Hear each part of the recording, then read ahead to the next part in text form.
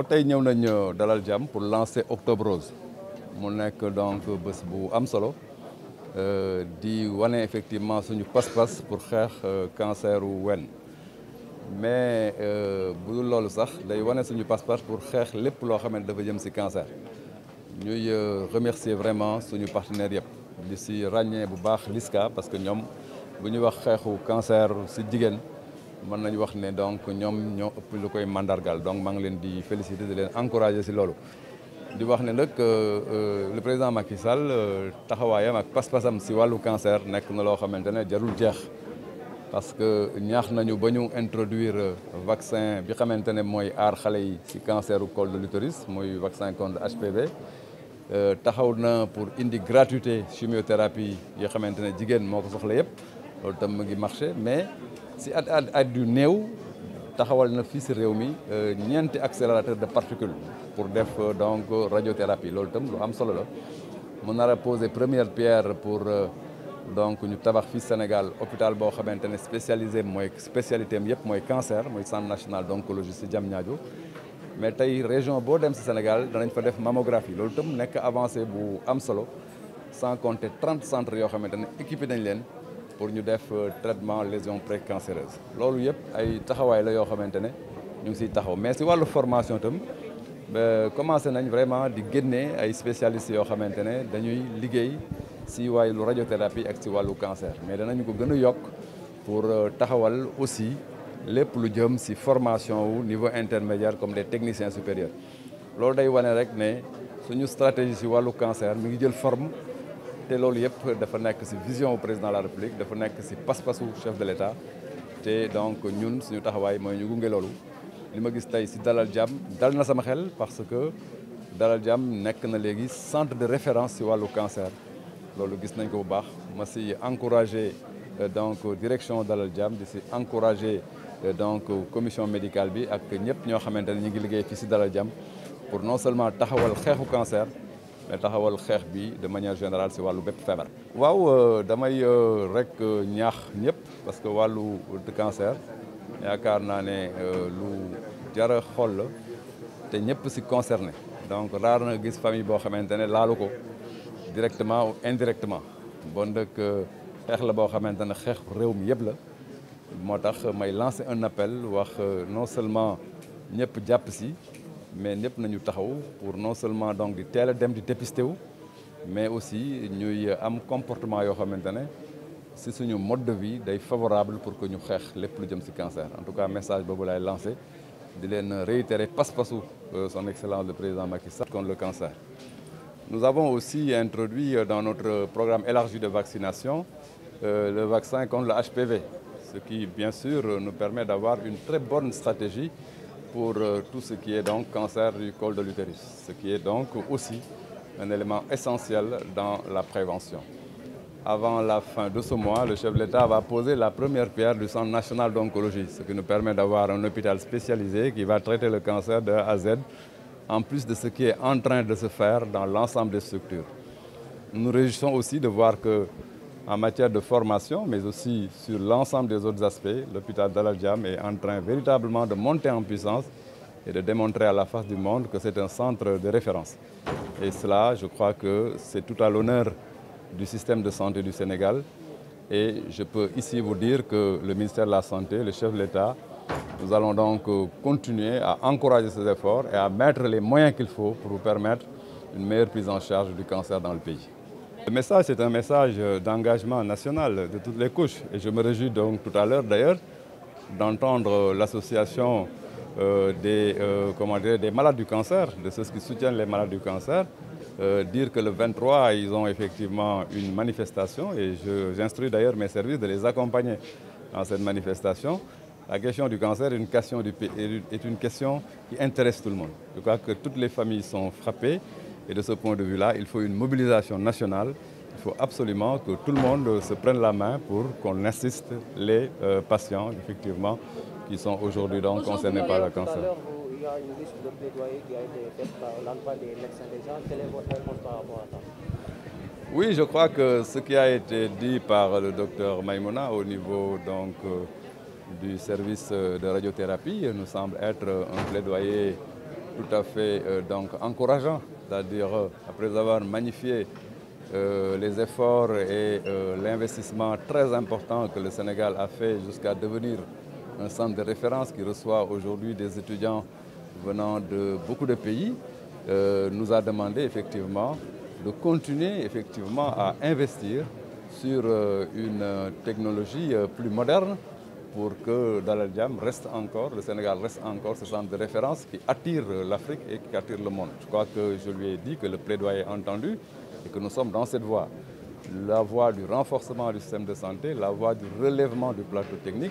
Et moi, je suis très fier d'entendre nos spécialistes demander toujours le top niveau pour permettre véritablement au pays d'être ce qu'il a toujours été,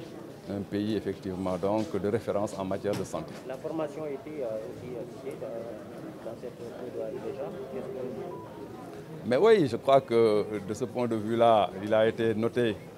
que la formation est en train de s'adapter et de prendre bien sûr le virage de ce qu'il faut en matière de cancérologie et d'oncologie. La première formation de radiothérapeute a commencé déjà à prendre en charge sa mission et les docteurs qu'on a vus, d'après ce que j'ai compris, c'est la première formation à la matière. Et dès qu'ils sont sortis, ils ont noté que le pays s'était déjà équipé en accélérateur de particules pour leur permettre véritablement l'écosystème nécessaire pour l'exercice de leur mission. Nous avons effectivement donc compris qu'il faut renforcer de ce point de vue. Non seulement il faut renforcer en matière de formation au niveau de l'université, de la faculté de médecine, mais il faut donc, même au niveau des techniciens supérieurs, mettre en place ce qu'il faut pour qu'il y ait des techniciens supérieurs formés en radiothérapie, formés dans les métiers du cancer. Nous avons compris et tout cela va être fait. Les patientes aujourd'hui demandent la gratuité donc de la pose de diagnostic. Que comptez-vous faire par rapport à cela? Je crois qu'il faut se réjouir. La première question que j'ai posée tout de suite, c'était déjà donc de voir est-ce que la gratuité qu'on a effectivement mise en place, c'est-à-dire la gratuité de la chimiothérapie chez la femme, est déjà de mise. Et nous avons noté que cela fonctionne et cela fonctionne très bien. C'est déjà une très bonne chose. La gratuité de la chimiothérapie étant effectivement donc tout à fait bien gérée et les patients sont soulagés de ce point de vue. Nous allons donc évaluer tout cela. Ce qu'il faut noter, c'est que le Sénégal est engagé de manière tout à fait assumée, de manière tout à fait volontariste, à mettre en place tout ce qu'il faut pour que les malades du cancer soient bien pris en charge. Sur les questions maintenant d'ordre, j'allais dire, les questions comme celles que vous venez de poser, cela mérite une évaluation, cela mérite une appréciation. Et de toute façon, moi je suis très fier et très content de noter que la gratuité initiée par le chef de l'État sur la chimiothérapie donc des cancers du sein et du col de l'utérus, que cela se passe bien au bonheur donc, des patients qui l'ont tout à fait d'ailleurs magnifié et ont remercié le chef de l'État de cette initiative.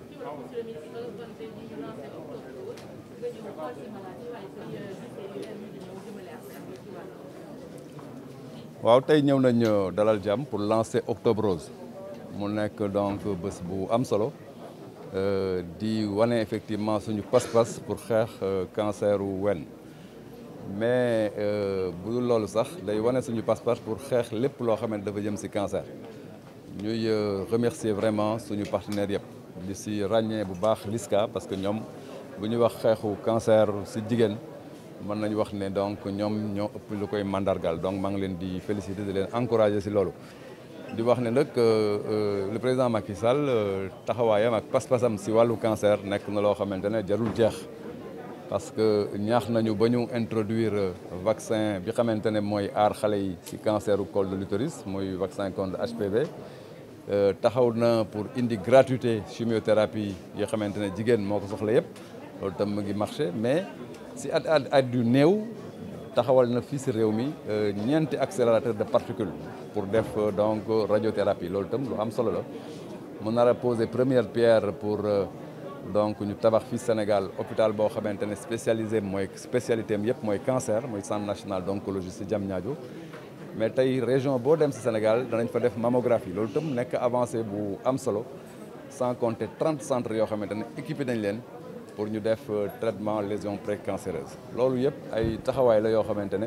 ñu ngi ciy taxaw mais ci wàllu formation itam commencé nañ vraiment di génne ay spécialistes yoo xamante ne dañuy liggéey si wàllu radiothérapie ak si wàllu cancer mais danañu ko gën a yokk pour taxawal aussi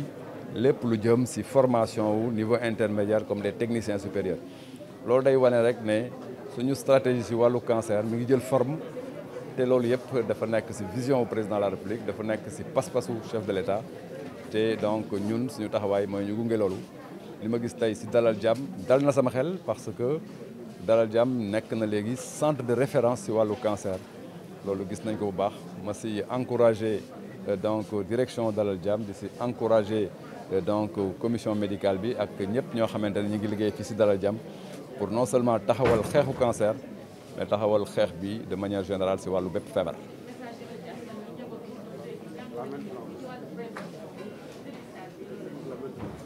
waaw damay rek ñaax ñëpp parce que wàllu cancer yaakaar naa ne lu jara xool la